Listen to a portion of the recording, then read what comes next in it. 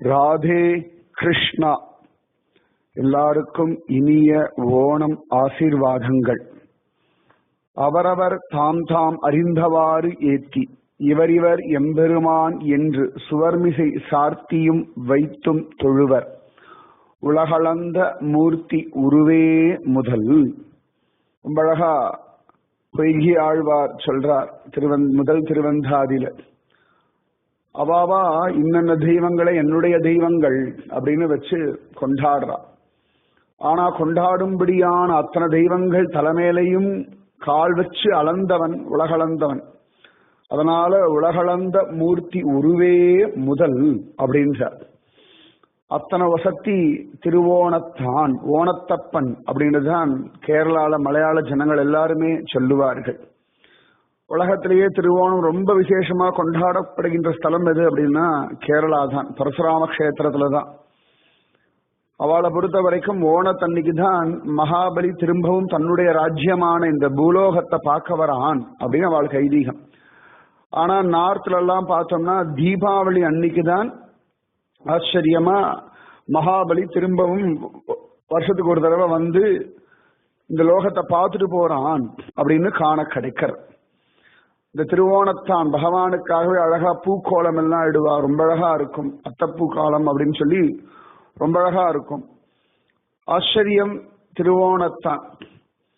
அதாவது கணவனும் மனைவியும் சேர்ந்து ஒரு நல்ல காரியம் பண்றா அப்படின்னா பகவான் அதுல எப்படி உகக்கிறான் அப்படின்றதுக்கு உதாகரணம் திருவோணம். மகாபலியினிடத்துல பகவான் ஆச்சரியமா வந்து தானம் கேட்கிறான். அப்படி தானம் கேட்ட உடனேயே அழகா மகாபலி ஜலம் எடுத்து வார்க்க போறான். அப்ப ஓடி வரா விந்தியாவளி, ஒரு நிமிஷம் நில்லுங்கோ அப்படின்றா.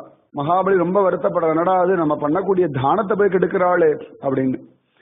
அப்ப விந்தியாவளி சொல்றா, நான் ஜலம் வார்க்க அதை நீங்க கையில வாங்கிதானே அவர் கையில கொடுக்கணும், அதானே சாஸ்திரம், அதானே தர்மம். இப்படி என்னுடையதான அந்த தர்மத்தை பண்ண விடாம தடுக்கிறேளே அப்படின்னு மகாபலி கண்கள்ல ஆனந்த பாஷ்பம். அப்பா, அதனாலதான் தர்ம பத்தினின்னு பேரு.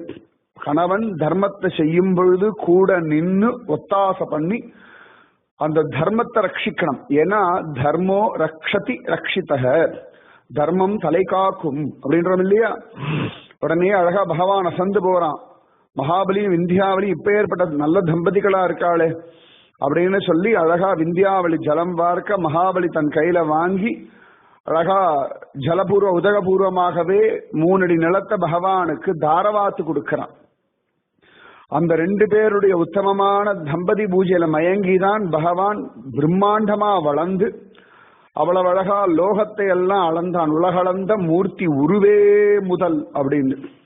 அப்ப திருவோணம் கணவன் மனைவி 2 பேரும் சேர்ந்து தர்ம காரியங்கள் பண்றதுக்கான ஒரு நாள். நன்னா ஞாபகம் வச்சுக்கோங்க.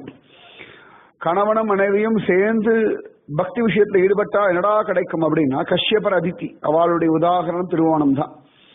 அவ 2 பேரும் சேர்ந்து உத்தமமான பக்தியில் ஈடுபட்டதுனாலேயே ஸ்வயம் பகவானே அழகா திருவோணத்துல அவர்களுக்கு பிள்ளையா ஆவிர்பவிச்சான். நாராயண ஆவிர்பவிச்சு வாமனனா மாறி உலகளந்தவனா மாறினான். அப்ப தாம்பத்தியம் அப்படின்றது விசேஷம். குடும்பம்ன்றது கேவலம் இல்லை, குடும்பம்ன்றது பாரம் இல்லை. பகவத் விஷயத்தோட பகவத் பக்தியோட தர்ம காரியங்கள்ல ஈடுபடுறதுக்காகத்தான் குடும்பம். இத சொல்றதுதான் திருவோணம். அந்த திருவோணம் அவ்வளவு விசேஷம். அதே சமயத்துல இன்னைக்கு வரலட்சுமி விரதம். முக்கியமா தென் பாரதத்துல, தட்சிண பாரதத்துல ரொம்ப விசேஷம் வரலட்சுமி விரதம். ஆந்திரா, கர்நாடகா, கேரளா, தமிழ்நாடு, முக்கியமா ஆந்திரா, கர்நாடகா, தமிழ்நாட்டுல ரொம்ப ஃபேமஸ் இந்த வரலட்சுமி விரதம். ஆத்துல பார்க்கலாம் அழகா ஸ்ரீகள். வைஷ்ணவர்கள் ஆத்துல இதை கொண்டாடுறதில்லை, மற்றபடி எல்லாருமே கொண்டாடுவா, ஜாதி பேதம் எல்லாம் இல்லாமல். முக்கியமா ஸ்மார்த்தால ஆத்துல நிறைய இடங்கள் அழகா கொண்டாடுவா. வரலட்சுமி தேவியுடைய முகமெல்லாம் வச்சு கலசத்துல வச்சு அலங்காரம் பண்ணி அழகா தாழம்பூனால ஜடையெல்லாம் பின்னி அவளுக்கு எல்லா அலங்காரமும் பண்ணி வரலட்சுமி வாமான் பாட்டெல்லாம் பாடி அழகா ஜோரா வரலட்சுமி விரதம் கொண்டாடுவார்கள்.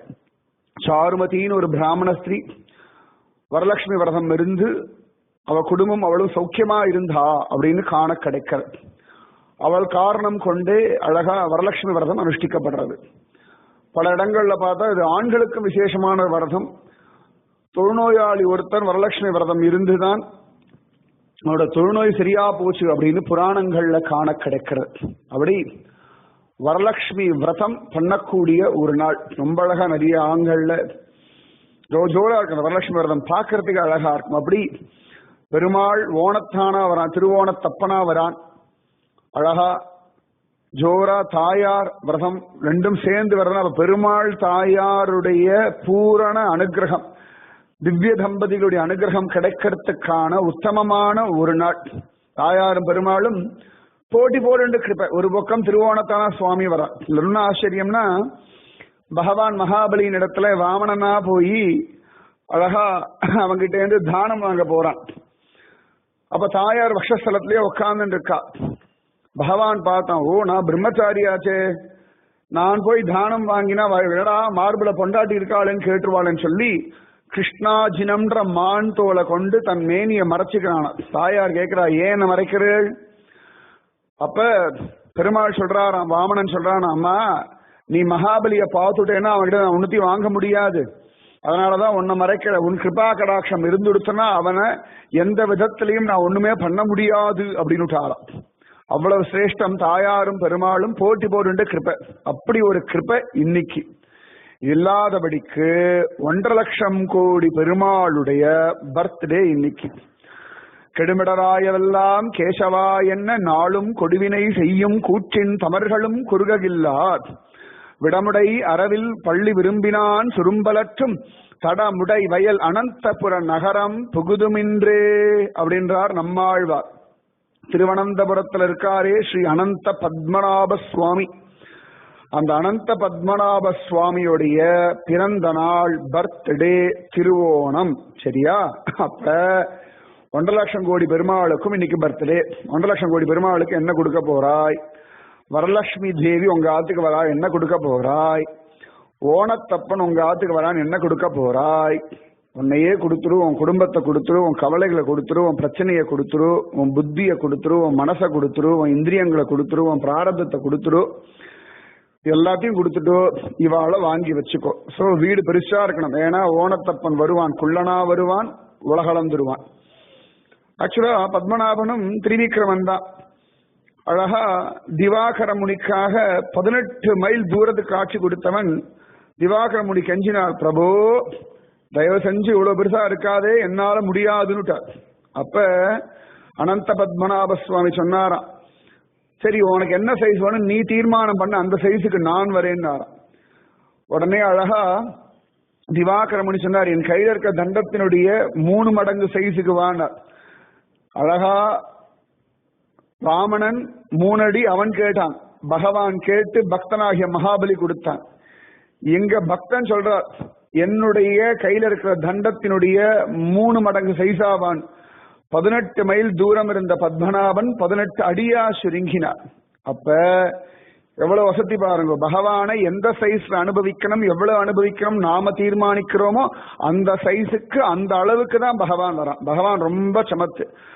சோ பகவான் எவ்வளவு அனுபவிக்கணும் நீ தீர்மானம் பண்ண, அந்த லெவலுக்கு பத்மநாபன் இறங்கி வருவான். சாந்தாகாரம் புஜகசயனம் பத்மநாபம் சுரேஷம் விஸ்வாதாரம் ககனசதிருஷம் மேகவர்ணம் சுபாங்கம் லக்ஷ்மீகாந்தம் கமலநயனம் யோகி ஹிருத்யானகம்யம் வந்தே விஷ்ணும் பவபயஹரம் சர்வலோகைகநாதம். சரியா? அப்ப இன்னைக்கு அவ்வளவு விசேஷமான நாள். வாமனனுடைய அவதார நாள், மகாபலி பூமிக்கு திரும்பி வர நாள். அதுவும் கொச்சியில திருக்காக்கரை அப்பன்னு ஒரு பெருமாள் உண்டு, அவருக்கு தான் ரொம்ப விசேஷமா ஓணத்தை கொண்டாடுவா. இன்னைக்குதான் போட் ரேஸ் எல்லாம் கேரளால உண்டு. அது இல்லாம வரலட்சுமி தேவி ஆத்துக்கு வர நாள். அது இல்லாதபடி என் பத்மநாபனுடைய பிறந்த நாள். சோ எவ்வளவு ஆஸ்பீஷியஸ் பாத்துக்கோங்க, மிஸ் பண்ணிடாதீங்க. நிறைய நாமஜபம் பண்ணு, குடும்பத்தோட பக்தி பண்ணுங்கோ, பஜனை பண்ணுங்கோ. ஓணம் ஆசீர்வாதங்கள், பத்மநாபனுடைய பிறந்த நாள் ஆசீர்வாதங்கள், வரலட்சுமி தேவியுடைய ஆசீர்வாதங்கள் எல்லாம் இன்னைக்கு ஆசீர்வாத தினம். ராதே கிருஷ்ணா.